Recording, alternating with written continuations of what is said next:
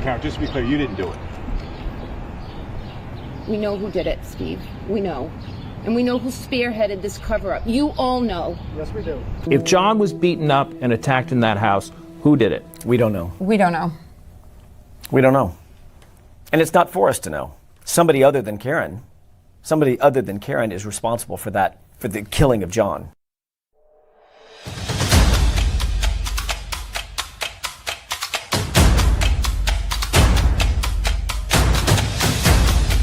You are listening to the Roberta Glass True Crime Report, putting the true back in true crime.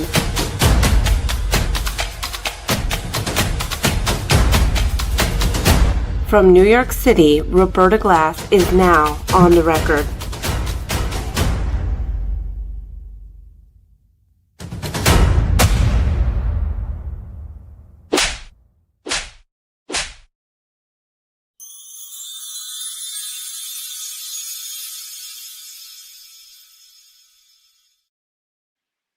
Okay, good morning. A special morning edition of the Roberta Glass True Crime Report. I'm really pleased to have with me Brendan Kane, John O'Keefe's friend, good friend, who was at the hearing yesterday. Welcome, Brendan Kane. Good morning, Roberta. How are you? Great. So for people who don't know, how did you meet John O'Keefe? Yes, Johnny and I grew up together, actually on the same street in a suburb of Boston called Braintree, where we went to school together our entire lives, from nursery school up through high school. Johnny went to Northeastern. I went away to school in upstate New York. We remained close all through college, through adulthood, wherever I lived. I lived in New York for a number of years, lived in Los Angeles for a number of years. Wherever I was, Johnny would come visit. Was just one of those consistent, I was very lucky to have a consistent childhood friend for over 40 years. And what was he like? Johnny was, first and foremost, hilarious. All the memories, whether it's selective or not, are just us laughing about things stupid and serious. But, people describe Johnny usually the same way. He was unbelievably athletic. He was a little bit older. He was a December baby, so he had like 7 or 8 months on most of us. So he was taller than most of us. As we grew up, he always kept the height advantage. But he's a really, really good basketball player. He's a good soccer player, a good baseball player. He's just one of those kids that was just good at anything he did. But even non-organized sports, we'd play. We'd have kind of your prototypical suburban activities, a lot of street hockey, a lot of wiffle ball in the backyards in our neighborhood. But always just, these are back in the days where it was come home when the street lights come on. And that's what we did, all summer. So I saw you, you were on camera a little bit on Court TV, and I thought, oh my gosh, another hearing. I mean, what is this like from that ridiculous verdict to be back in the courtroom again with Karen Reed? Were you expecting her to walk in with her herd of lawyers? Yeah, we had heard rumblings. She had an enormous team. The experience overall was the equivalent of being forced to watch a sequel to a movie and you hated the original movie.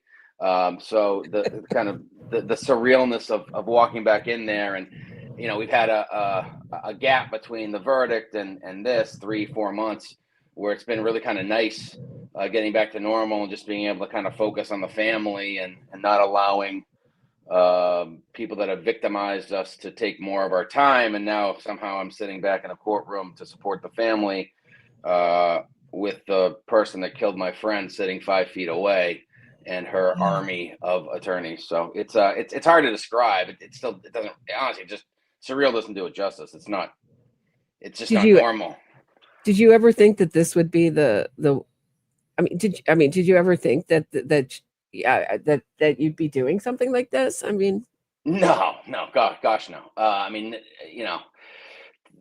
Bad things happen to people, good people every day. But this one I think's a little bit different. It wasn't just the loss of a phenomenal brother, son, friend. It's the pain that came with everything that was created by the murderer, after she killed Johnny. And so and what Alan Jackson sitting there, were her supporters there? Was Turtle Boy there?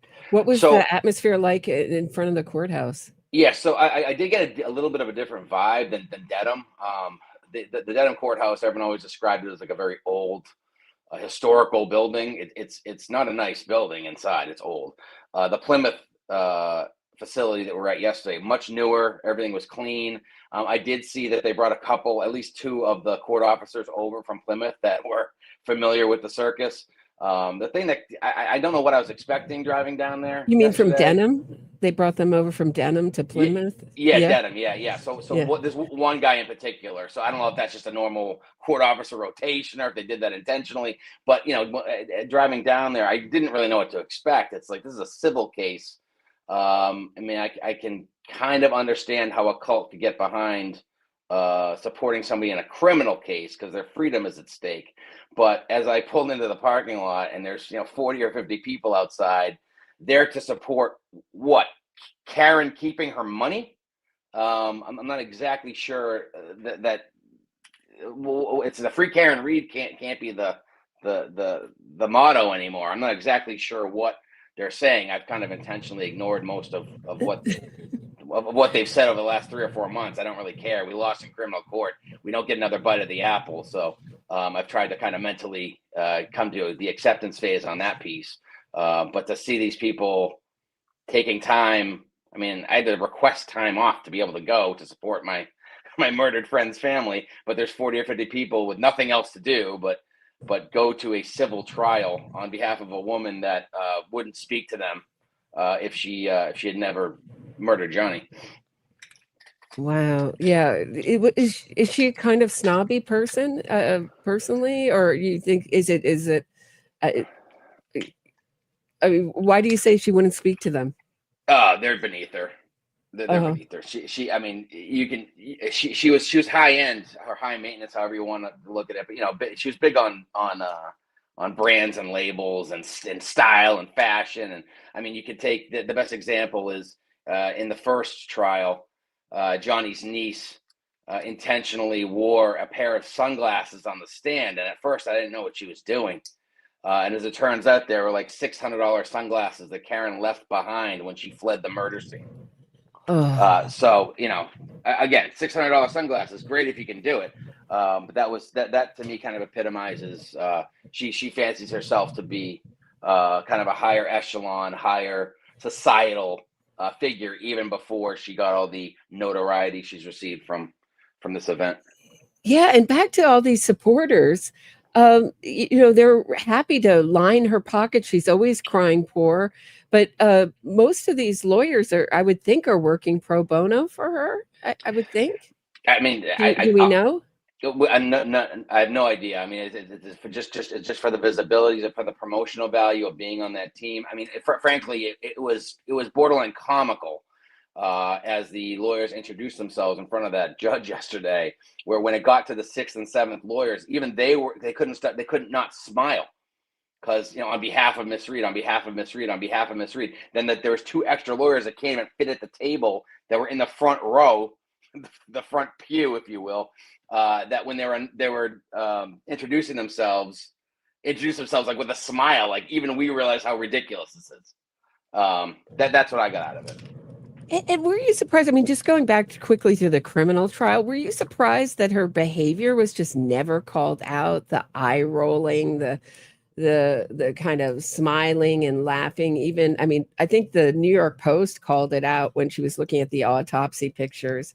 She was smirking through them. I mean, are you surprised that she still has so many supporters after the way she behaves in court? I mean, I am. I don't know if I'm surprised, just because I'm not sure what to expect out of society these days, to be honest. There's always going to be a subset of folks that are looking to fill their time. The way I've always looked at that is this notion of a third place, that people need a third place to have a complete life.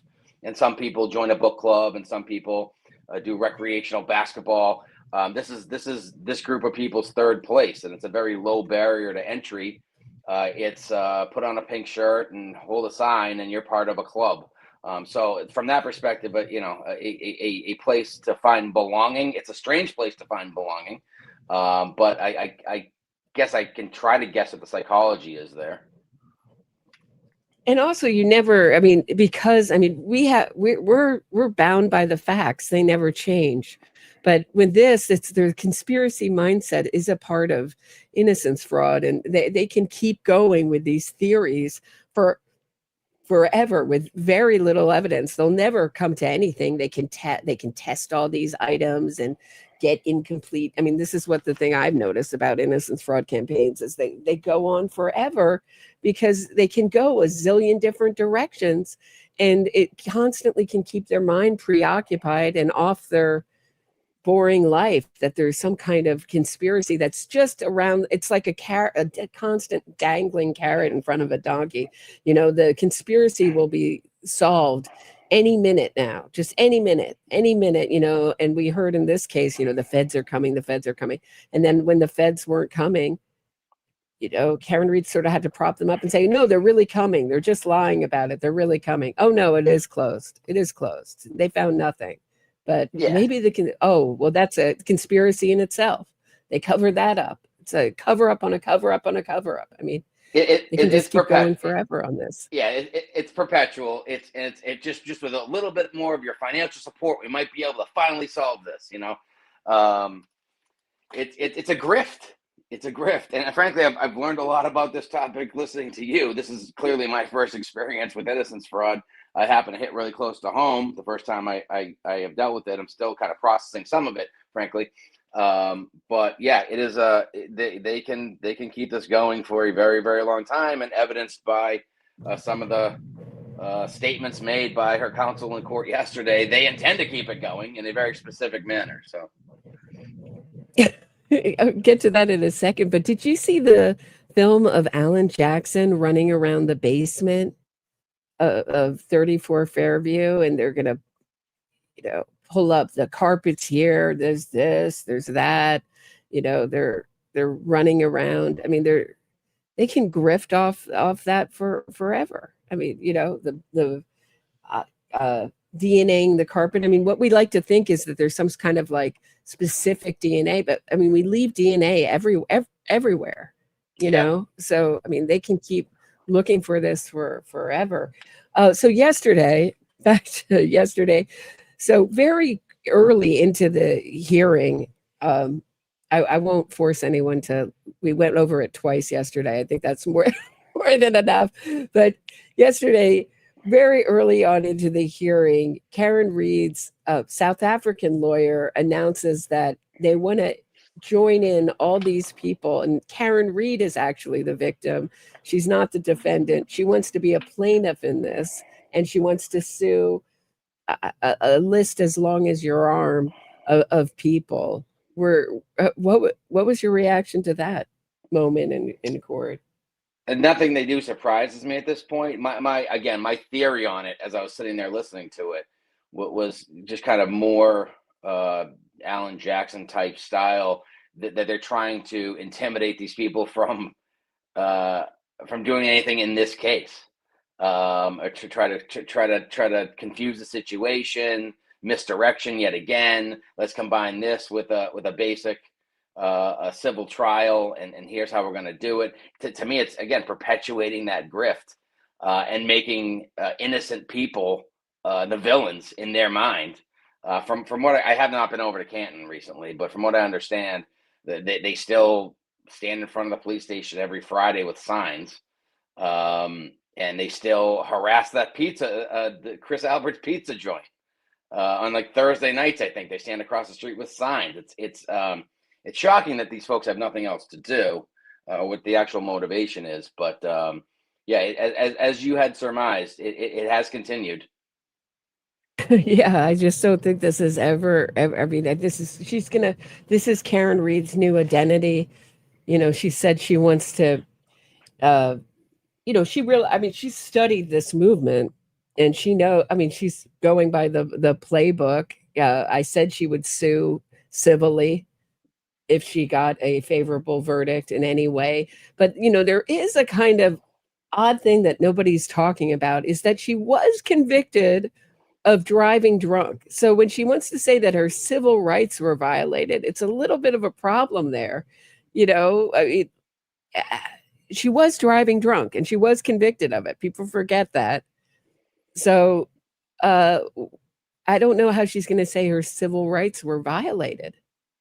How does that work, Brendan? No idea. No idea. I mean, I guess if there's ever a time I was thankful she got convicted on anything, it would be now, because I agree. She just, and we other people asked. The bottom line is she was found not guilty. That doesn't mean she was innocent. We know all the, in hindsight, all the issues with the jury, and did Hank do a great job with the presentation of the case? I thought he did a good job, but we lost that case at the jury selection. We did not have a chance. Not a chance.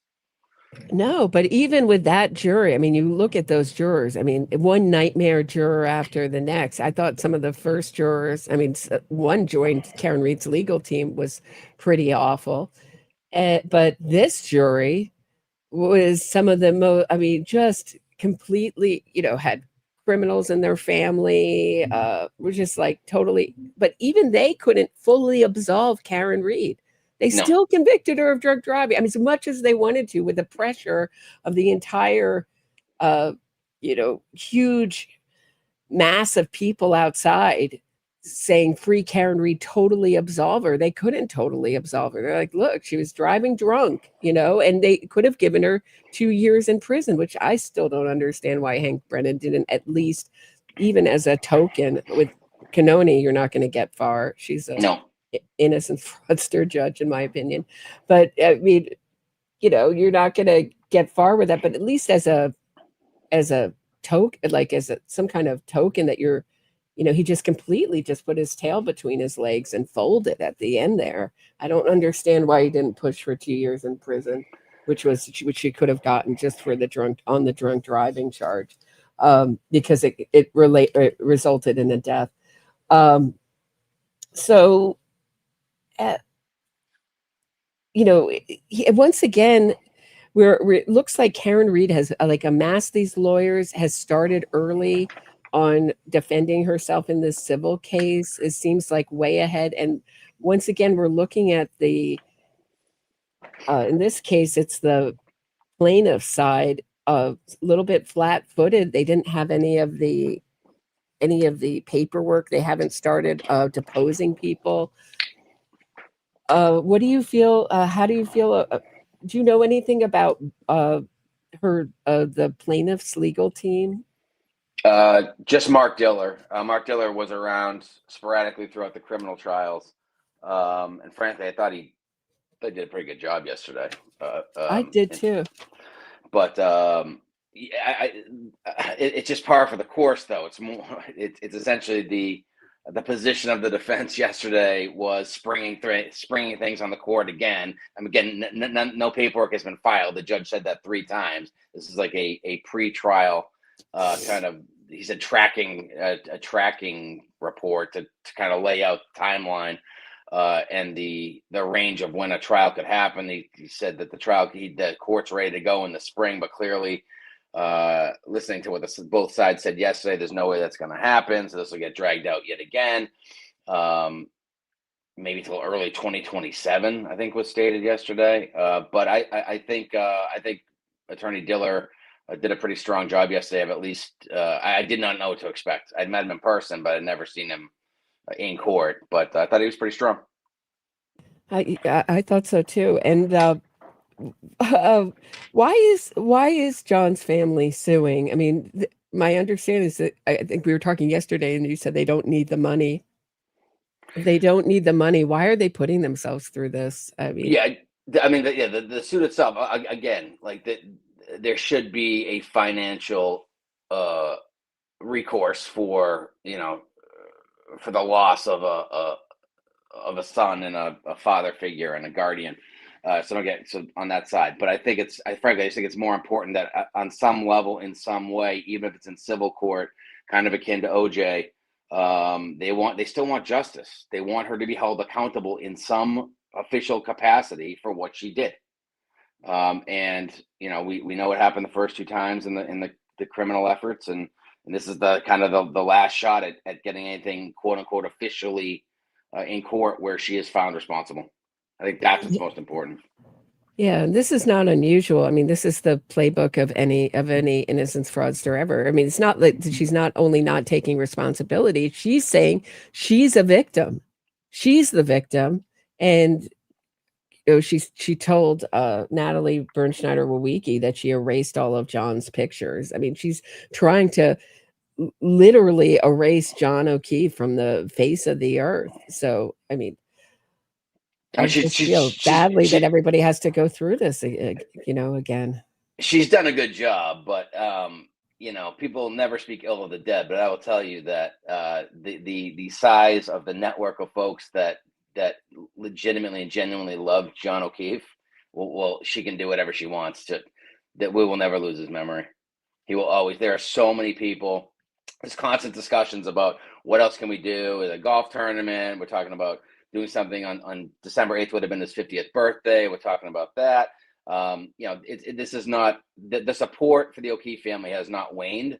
The one observation I wanted to share with you from yesterday was, obviously it's a media circus in Dedham during a criminal trial, and the one thing I did expect to see was there were no reporters in Plymouth yesterday, none. They were the TV reporters. So there's nobody interviewing outside. There were press in the courtroom, but it wasn't the kind of there was no cameras outside. Struggling with each other to try to get a quote from someone. I think they did interview Diller on the way out, but it was just far less of a circus than Dedham.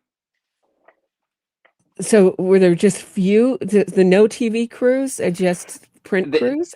When we walked in, there were no TV crews. I believe the TV crews had shown up later in the afternoon, and because I believe I saw Diller get interviewed on the way out, but it was not. It was a fraction of what we. I don't think there's definitely no national coverage. Remember, in Dedham with the civil case, you had Dateline there, and ABC National and NBC, and there was. I saw the Channel 5. The ABC affiliate in Boston, they had a van in the parking lot, but that was the only media vehicle I saw. So it did seem to be muted. I know, as you've educated me, the grift can go on forever, but the news cycle does roll on, and there has to be Karen Reed fatigue at some point, right? At least from the mass population perspective. As long as she can make money. I mean, speaking of making money, I want to get back to the family in a second, but I mean, what did you think of her selling her story, or book, getting movie rights and selling book rights to her story? So we're going to get the Karen Reed movie in addition to the Karen Reed book. We fully expected it. 100%. Like whatever she can get, whatever project she can get money for to tell her fictitious story, we figured she would. And was Turtle Boy there yesterday? I didn't see him. I didn't look for him either, but I did not see him. It was a much, from what I again, it was a quick glance. I tried to just focus on what I focus on, which is what's going on in the courtroom. But it was an older demographic yesterday. I would say median age of her supporters is probably mid-60s. I didn't see all those young folks that happen to correlate with crowds on demand dates. I didn't see a single. I didn't see a single person under 60. So I mean, maybe that's why they have nothing else to do. I don't know. Yeah, I mean, you would think. I mean, it's demanding getting to court and everything. I mean, speaking of, I mean, how is John's family holding up? I mean, are they? Someone's asking about Paul specifically, in the Irene is asking about Paul. How are they doing? I mean, the best I can say is that they're doing the best they can under the circumstances. There are children to focus on, which I think is a kind of a welcome distraction. But so Mrs. O'Keefe is still the primary for Johnny's niece and nephew, and then Paul has two beautiful nieces of his own, two beautiful daughters of his own, that are two of my favorite kids, to be completely honest with you. They're just awesome people, all four of them. So then they're all very busy. They're all very active. They all play sports. So I think that that normal life has it'll never return to where it was prior to the murder, but I feel like they've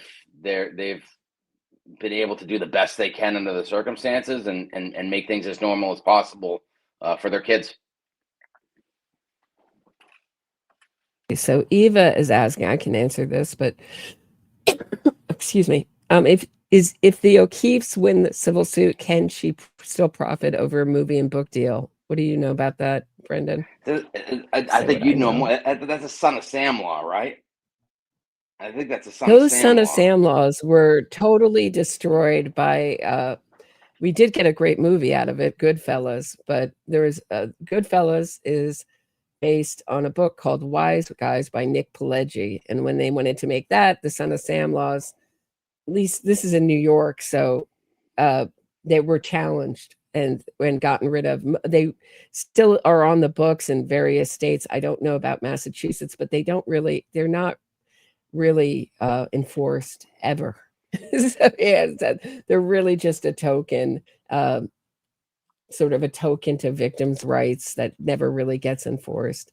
So Son of Sam, at least in New York, is, but some states do have some kind of Son of Sam laws, but they're rarely enforced. I mean, when's the last time you remember hearing about some kind of? Go ahead. That's the kind of the general approach I have now after everything we've been through. Is my expectations on any of this, they frankly could not be any lower. I expect nothing from the court. I expect nothing, even if there's a civil decision made. Did I think they'll ever get any money out of her? I have no idea. They move things to offshore accounts. I mean, she and her father work for Fidelity. They're not dumb people. They know what to do with money. So again, at this point, I have the most positive hopes that as I did for the last 3.5, 4 years, but my expectations are admittedly zero at this stage. We were failed by so many layers of government and policing and the judge, and it's like, even though it's really tough because we know what happened. We followed the evidence in an objective fashion, and we did not get justice. So how can I expect to get an objective jury in a civil case that just got moved over one county when we frankly weren't able to get an objective jury twice in a criminal case? So if I'm being reasonable and rational, I'll be there to support the family until I'm dead, but my expectations are really low. I don't think people can deal with more disappointment. Right. Expectations are a down payment on disappointment. Have you heard that? Yeah, exactly. So yesterday there was kind of a remarkable back and forth between the lawyers about Kaylee. I know you're closer with Patrick. We'll talk about that in a second, but they're saying that Kaylee is not due any kind of financial reward for pain and suffering because Karen Reed didn't run over John O'Keefe in front of her. I mean, and she hid her crime, and I thought that when Diller was strongest, he had two really strong moments, I thought, in court. One was when he talked about the relationship between Karen Reed, and basically he was talking about innocence fraud and Turtle Boy, and how she's basically put pressure on the courts from outside, and she's moved the court of public opinion into our courts. And the second was when he was talking about her going back to John O'Keefe's home, not her home, going in like I would say sneaking in like a burglar, and starting to, and what he said was plot and plan her cover up right there in his home where she's an uninvited guest at that point. He didn't say, he said, come stay with us for the weekend. It's going to be a storm. But he didn't say, after you murder me, you're welcome to come into my home and start to plan your cover up. I mean, she's an uninvited guessed at that point. The fact that she hid her crime for hours is now suddenly Kaylee can't be traumatized because she wasn't informed till hours after. I thought that was a remarkable, really probably pretty stomach turning argument. How did you feel listening to it?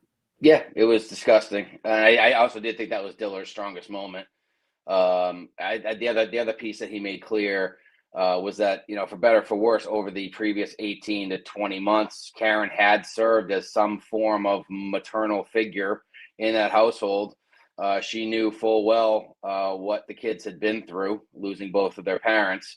So, Diller's point that knowledge of, maybe fragility or having gone through such trauma prior to her murdering her uncle is an important facet where knowing this, she still woke her up, shook her awake and said, he got hit by a plow, he's dead, maybe I hit him with my car.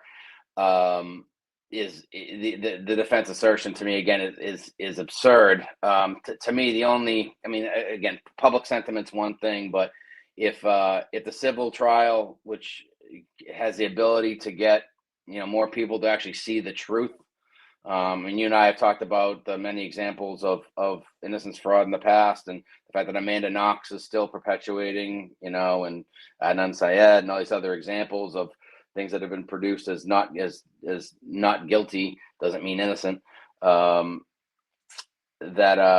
That more people will finally be able to see the truth. Like, wait a minute, they missed that in the criminal trial, and they didn't know this or didn't know that. And I frankly, I thought Diller made a couple of points yesterday that were really strong, kind of underlined reiterations of things that had come up in the criminal trial that make absolutely no sense. And it starts with her waking up Kaylee. Right. And I mean, these people aren't, it's not like I'm finding borderline cases. I mean, to me, these are pretty overwhelming. How did, microscopic pieces of Karen's taillight end up embedded in John O'Keefe's shirt? I mean, they've not been able to prove any kind of, and also, I mean, just the whole timeline with the car already on the way to the Sally Port when the CERT team's arriving and finding pieces of Karen's taillight. I mean, there's no time to plant anything. So then I'll tell you this too. So Hank Brennan wound up not using it. He went with Aperture's approach, which but following the first trial, to his credit, Adam Lally, there was there's a core of us that were at court quite a bit.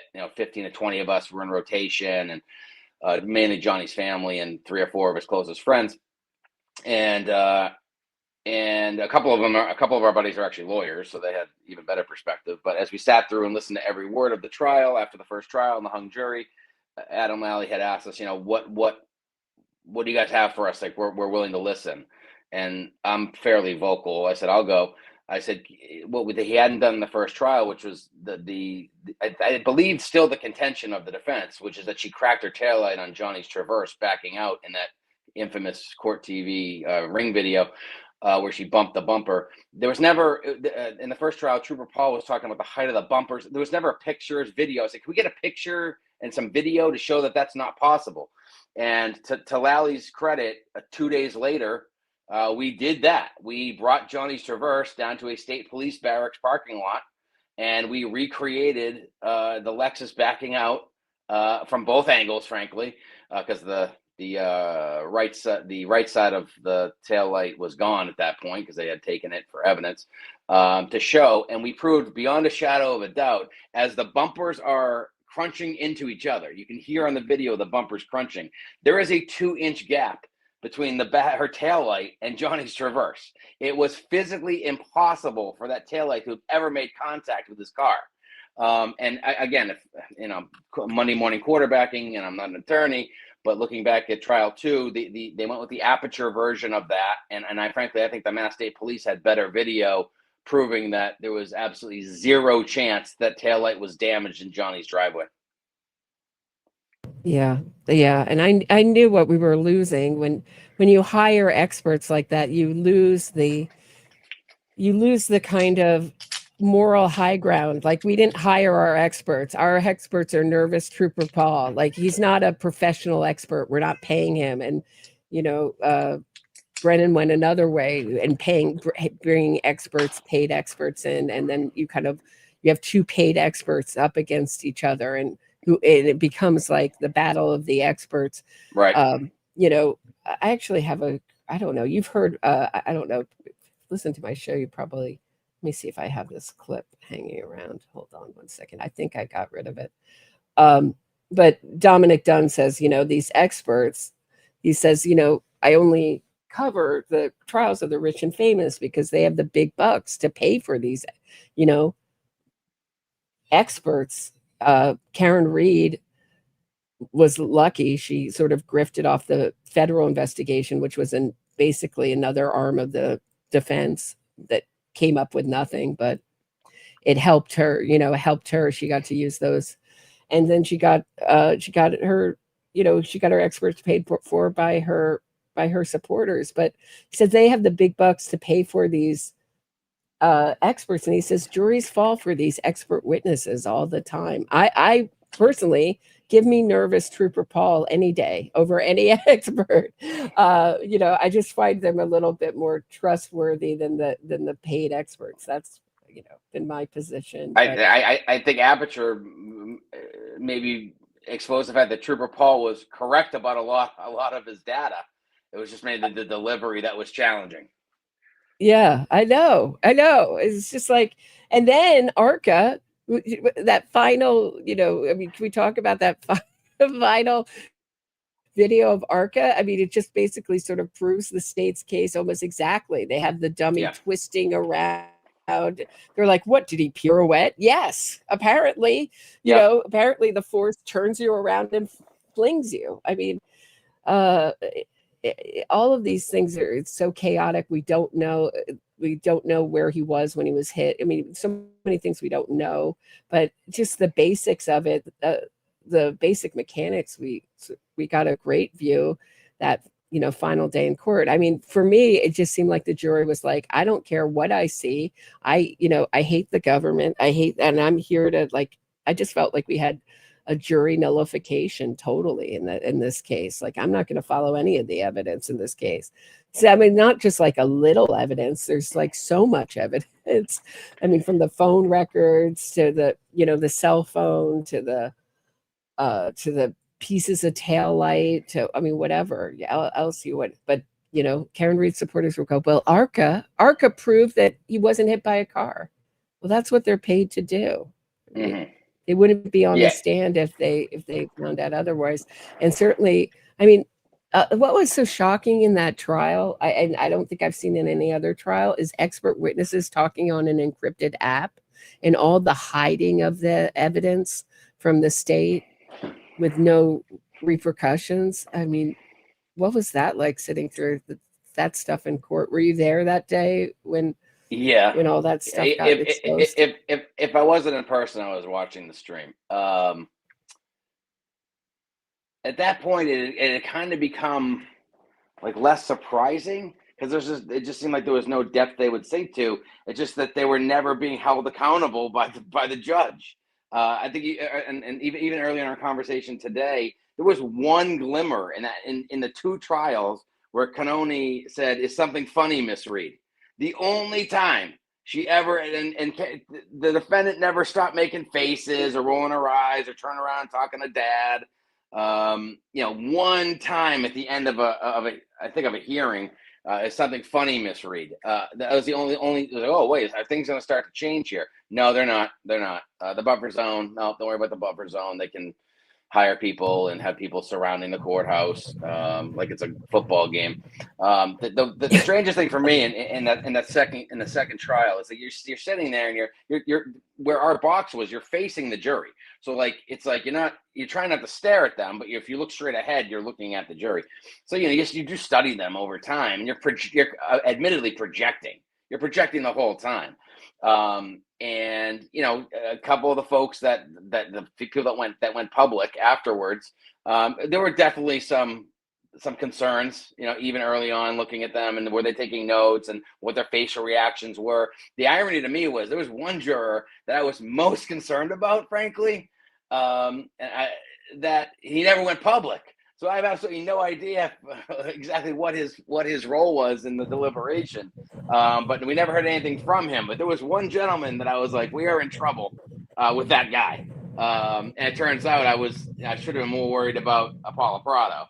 But she didn't instill me with confidence either with some of her reactions. And there was a very young juror on the right hand side that found everything Alan Jackson said hilarious.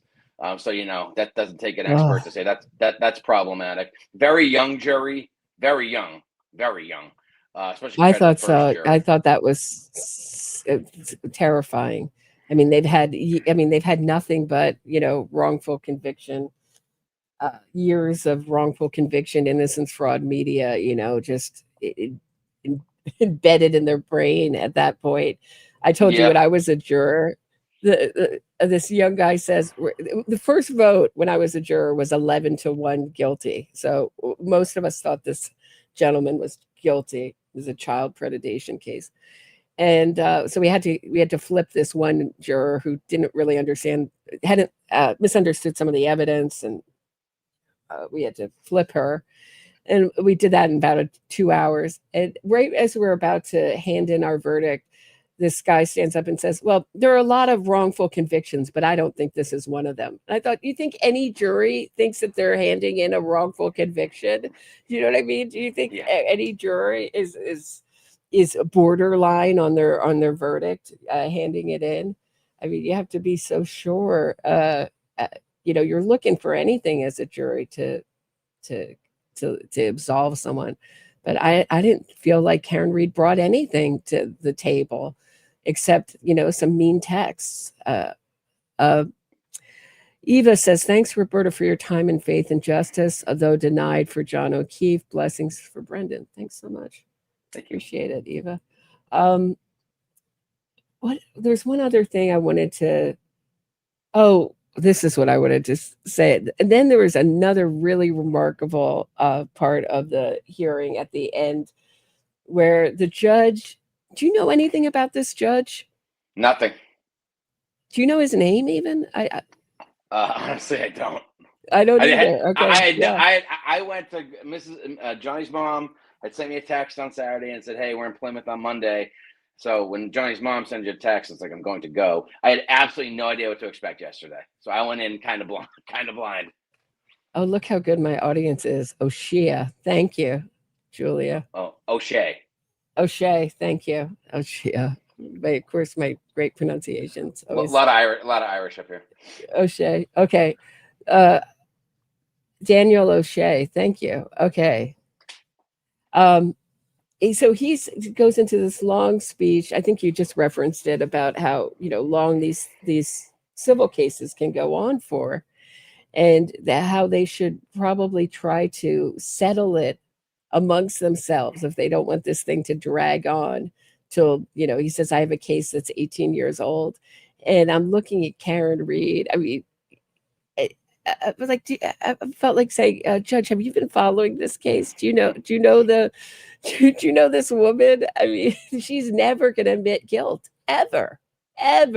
If she gets, if there's a miracle in this case and she gets some kind of guilty verdict, she will be trying to overturn it for years. I mean, it will go on for years. I mean, I think that piece is music to her ears. The longer this goes, the better it is for her. He spent a long time on that piece and kind of approached both sides with it. Even talking about the timeline of when the trial could be set, and even in a civil case, the appellate piece of it can go on for decades. And he kind of set up some reality for us yesterday where it's like, okay, this thing is not going to end. Yeah. Brendan, I think I'm going to end it here. I mean, do you have anything else you want to add? Anything I missed? No, I mean, there's so much we could talk about, but you just at the foundational level, I hope historically people look back and you brought up the one key point about the microscopic pieces of taillight in his sleeve the jury decided to ignore. To me at this point, because the details get lost over time, but the two pieces that jury ignored were the taillight pieces in the sleeve and the 10-second window that we had from her car from the time it was triggered by putting it in reverse and jamming on the accelerator, and the fact that coincided within a very small time window of Johnny's phone stopped moving forever. And so the jury looked at both of those pieces of clear evidence and simply dismissed them. So to anybody, and again, everyone's entitled to their opinion. I have my opinion. I believe I know exactly what happened that night, and believe I know what happened after that night. But to me, it's like you can go through what about this? What about that? And there's 1,000 things they can try to bring up. Proctor and the mean text and everything else. Somebody needs to explain to me how the hell the phone stopping moving within the 10-second window of the trigger and the microscopic taillight fragments are in his sleeve. And when somebody can explain that to me, then maybe that'll never happen, number one. But it's something I'd love to hear somebody argue. They've never argued those pieces. Oh, Irene has a good question. Why are the bars being sued? I think it's standard civil procedure in an OUI. Again, I'm not an attorney, but they're the ones that served her. Right. I mean, just so many drinks, one after another. I mean, Yeah. you go to the timing of those drinks. That she was overserved. Yeah. I mean, just every, I think it's something like every 10, I don't quote me on this, but every 10 minutes, something like that, she's getting another. I think she had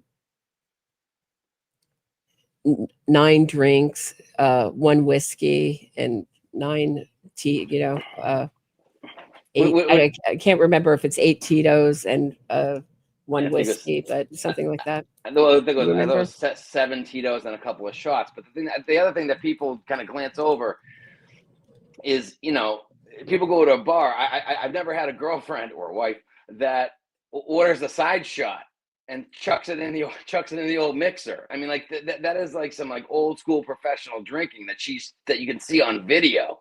It's the drink wasn't strong enough, so get me a shot on the side, little sidecar, toss it into to whatever's left of the tonic in the glass. She was just ordering new drinks. She was dumping ounces of vodka into the drink. So there's no question, it was a light drink, it was a heavy drink, which she had contended, they're so weak, the drinks are so weak there. Maybe weak to you, because you are a professional at this. But, we have video evidence of her being overserved. So I think that's the answer on the bars.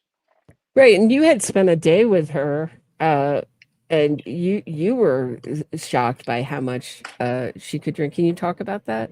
Yeah. So, I mean, again, it's that relationship happened really because of COVID. So COVID had another victim. There's Johnny raising 2 kids. Now he's essentially homebound due to COVID. And he starts reaching out to a number of people, frankly. And she's the one that answered. And so there wasn't a whole lot of direct interaction, personal interaction. We're all in our houses. But then when things started to clear up a little bit, Johnny called me up one day and said, hey, we also had a rule that if my wife was going to get to know any of Johnny's girlfriends, he had to be dating them for at least a year, because there had been a few. And she called me, it's been over a year. I'm like, And I talked to Karen a couple times on the phone or via text, or we had been in contact a couple times, but we never met each other. And we went to a Bruins game. It was a Saturday. It was a day game against the Rangers. All these details are very clear. It was a noon game. And my wife's contention was, what if she sucks? That's verbatim. And I said, if she sucks, then we will enjoy live hockey, because live hockey is great. And then we'll go home. And they kind of hit it off. And they both worked they had both worked at Fidelity, so they knew a lot of the same people. So again, we have a 1-day sample here. Don't get me wrong. It was not a close relationship, but this is my exposure. And, beers at the game. And then, okay, so everybody's getting along. And I got the more time I get to spend with Johnny, the better. and we start hitting some bars around Boston. We are not big drinkers at this stage. At one point in my life, I definitely was, but this is probably the most I've drank in years that day. But we drank from like noon till around 10 o'clock. We wound up back in Braintree, our hometown, to have dinner at like 10, and then went home around 10:30. But what was notable was I think we drank beer all day and spaced it out a little more. But she was pretty much pounding vodka all day long, and you could not even tell she was tipsy by the end of the night. And again, this is all very clear in hindsight.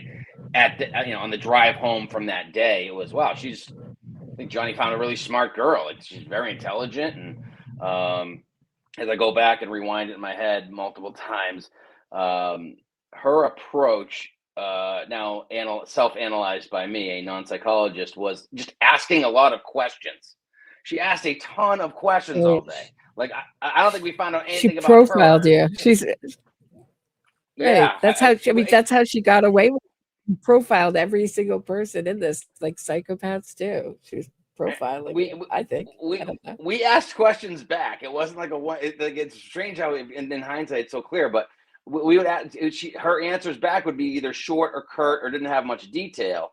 But then she wanted to know about our daughter, and she wanted to know about this girl at Fidelity, and so we went to Notre Dame. Okay, tell me about Notre Dame. Like it was like a 9-hour interview, but in the like I got fooled by her. I said that in other places where I generally feel like I don't get fooled that often.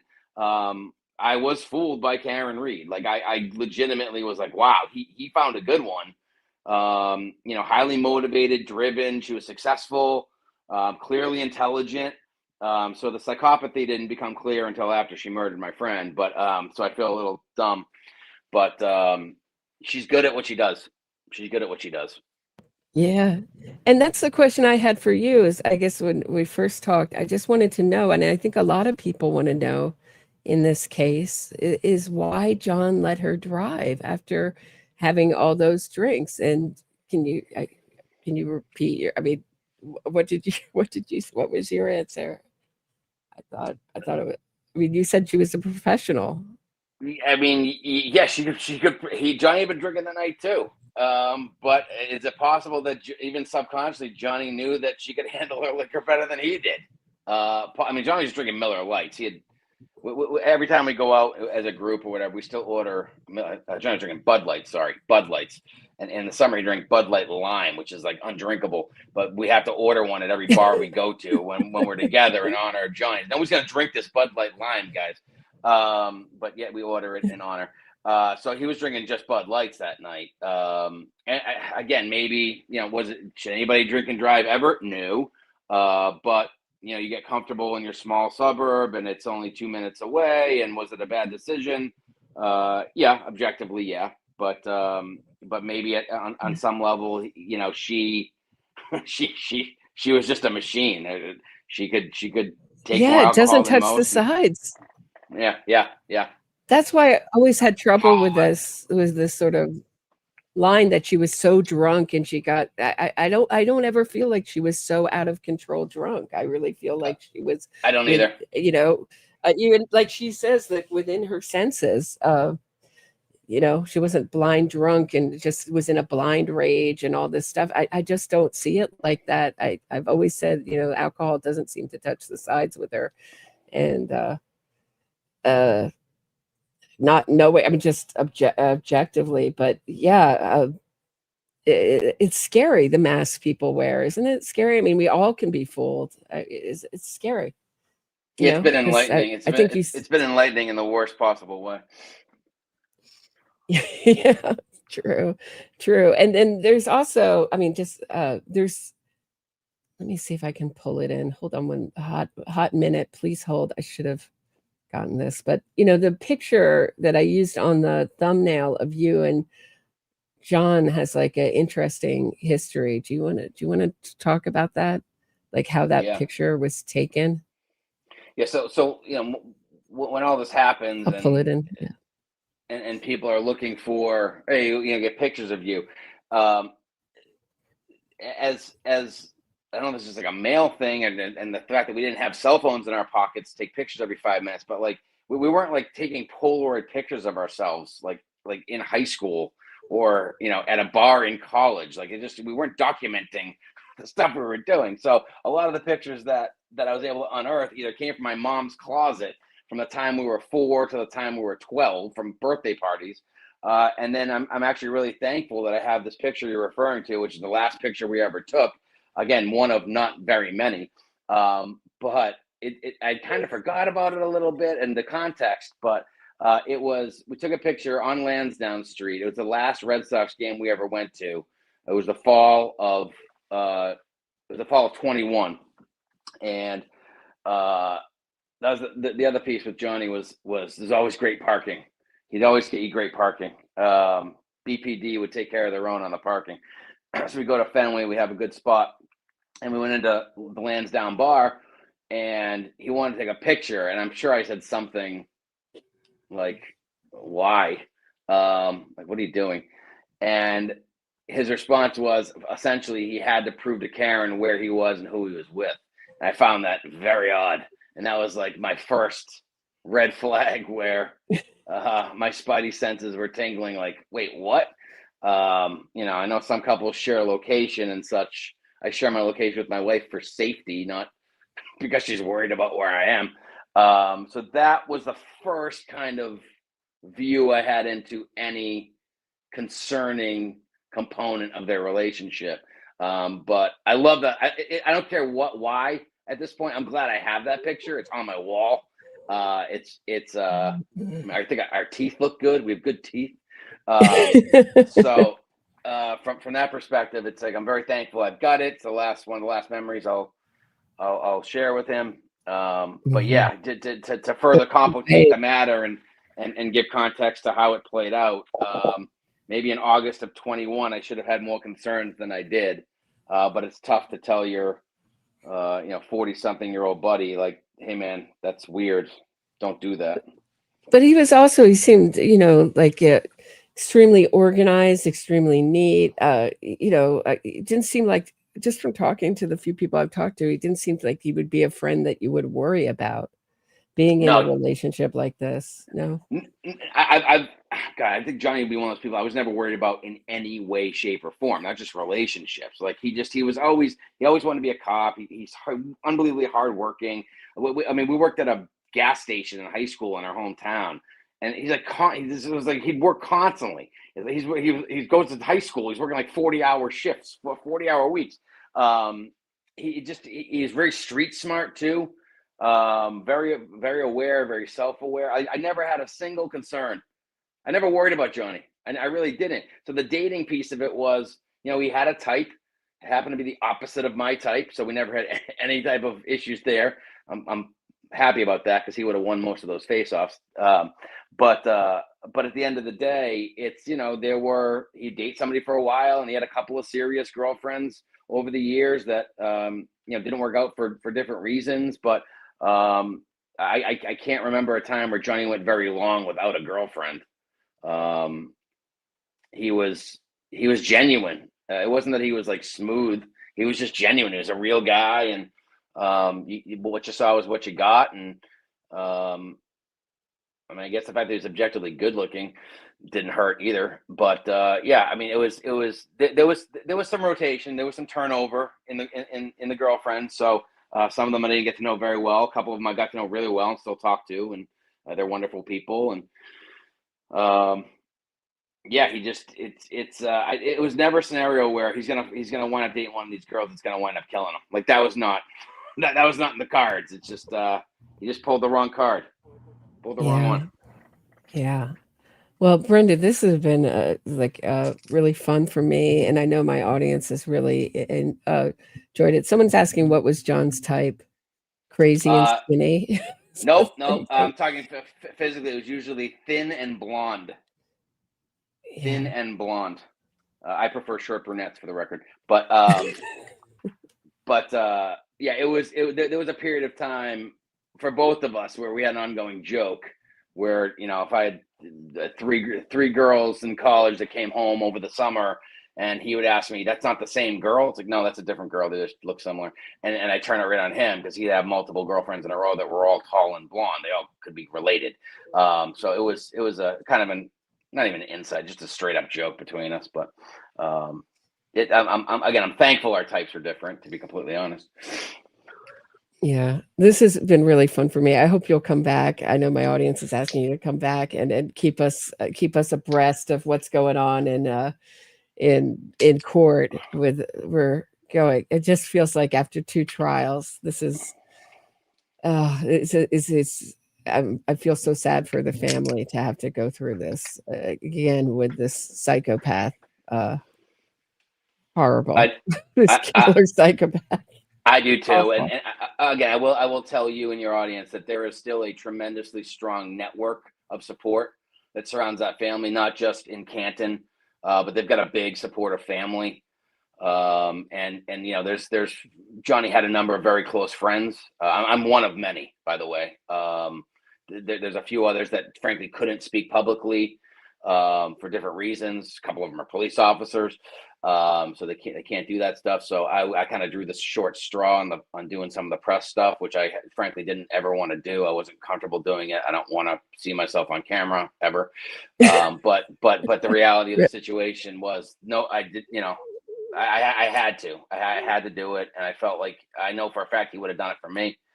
And again, I appreciate you having me, Roberta, and I appreciate everything you do. A couple quick questions. I'm sorry, Sure. Brendan. I'm sorry. Was there, Kitties is asking, great show and guests, was there any gossip or discussion? I think that we've all heard these rumors about Karen's previous boyfriends. Yeah. What do you know and what have you heard? Nothing legit. Nothing has ever been proven. The gossip or the rumors were that she, again, this is all speculation. There was that she set someone's car on fire, supposedly. Again, had no idea if there's any truth to that rumor at all. So, but that was the other piece is no one knows anything for sure about any of the ex-boyfriends. And then the question was, the Commonwealth couldn't find any of them. Like, you can't use prior bad acts against somebody in a criminal case. I get that, but to give context or to try to figure out exactly what we're dealing with, the only thing we ever saw that was documented was the issue she had with her neighbor about the barking dog when she threatened the neighbor. But as far as ex-boyfriends goes, I don't know where they are. If they're still with us, who knows? Not sure. There was nothing factual that ever came up about anybody in her past. Right. And DJ's asking, and there was also the other rumor that she held a knife to another boyfriend. Yeah, I heard that as well. I mean, I can tell you this: until the night she hit Johnny, there was no physical interaction between the two. I can tell you that with certainty. Mm-hmm. But I mean, certainly he was asking her to move out, and she wouldn't. I mean, it has all the hallmarks of TV kind of relationship. I mean, have any of her ex-boyfriends reached out to you? DJ's asking, Brendan. No. And our assumption on that was always that they're too scared to come forward. They want to live. Yeah. Okay. I mean, don't want to be involved. This has been a great pleasure, Brendan Kane. Thank you so much. We appreciate it. Appreciate you. Talk to you soon. Bye. Thanks. Bye-bye.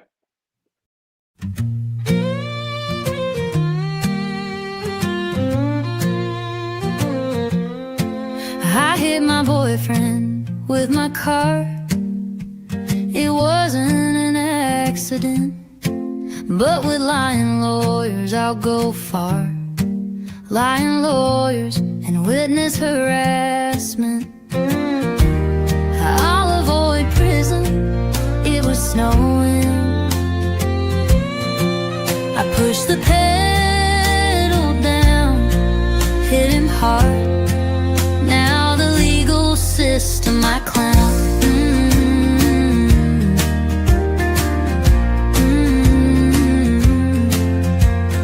Innocence fraud campaign to save my skin. Making money, truth is my second victim. Carry, gin, like John, you were my mark. My innocence fraud campaign is